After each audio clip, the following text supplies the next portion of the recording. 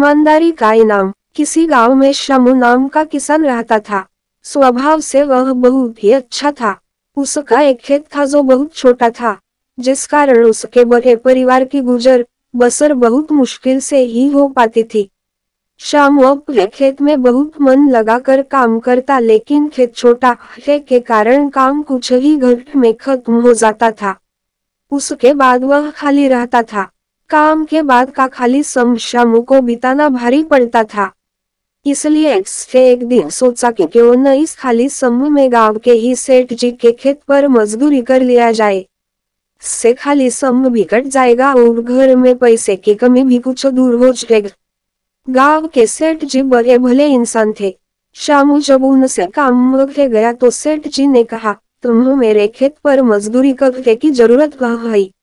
आज से मैं पूरे खेत की जिम्मेदारी तुमको देता हूँ। जो भी फसल होगी आधा मुझे दे देना और आधा तुम ले जाना। सेठ जी के इस भले व्यवहार से शामू बहुत खुश हुआ और अगले ही दिन के खेत पर काम शुरू कर दिया। वह प्रतिदिन सुबह सबसे पहले अपने खेत का काम खत्म करता और फिर सेठ जी के खेत में काम करके चला जाता था। एक दिन दोपहर को जब शामू सेठ जी के खेत में हाथ चला रहा था, उसी वक्त उसका पुल किसी सख्त चीज से टकराया। जब उससे मिट्टी हटाकर देखा तो वह पर मिट्टी से बना एक छोटा मटका था, जिसके ऊपर लाल कपड़ा बंधा हुआ था। शामू पहले तो थोड़ा डर गया, लेकिन फिर भी से थोड़ा साहस करते हुए मटके पर बंधा कपड़ा हटाया। जैसे ही से मटके के अंदर देखा, उसके आश्चर्य का ठिकाना न रहा। सोने के कई आभूषण थे। शामू को अब समझ नहीं रहा था कि वह इन कीमती आभूषणों क्या करे। एक और वह सोचता से किसी सुनार को बेचकर अपने घर की पैसे की कमी हमेशा के लिए खत्म कर देता हुआ। वही से ही पल सोचना कि यह जमीन सेठ चुकी है, यह सुनिश्चित होगा।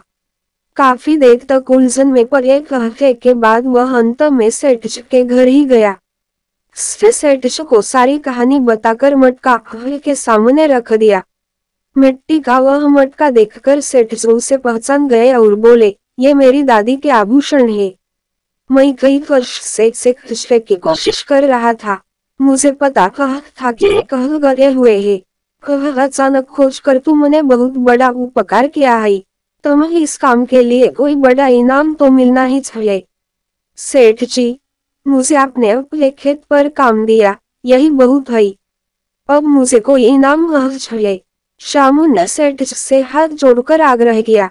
फिर सेठ ने कहा, शामू मैं जानता तुम बहुत मेहनत और ईमानदार हो, लेकिन इनाम तो तुम्हें स्वीकार करना ही होगा। सेठ ने देख के और फिर कहा, मेरे जिस खेत पर तुम काम कर रहे हो, आज से वह तुम्हारा है। तुम उसके मालिक हो। सेठ जी के मुंह से यह बात सुनकर शामू खुशी से झूम उठा। उसके आंखों में खुशी के थे। वह मन ही मन सोच रहा था कि यदि वह लालच में पड़कर अपनी ईमानदारी को भूल जाता, तो उसे इतना बड़ा इनाम वह मिलता। सीख, ईमानदारी सबसे अच्छी नीति है। कैसे लालच के लिए किसी के साथ बेईमानी करनी चाहिए।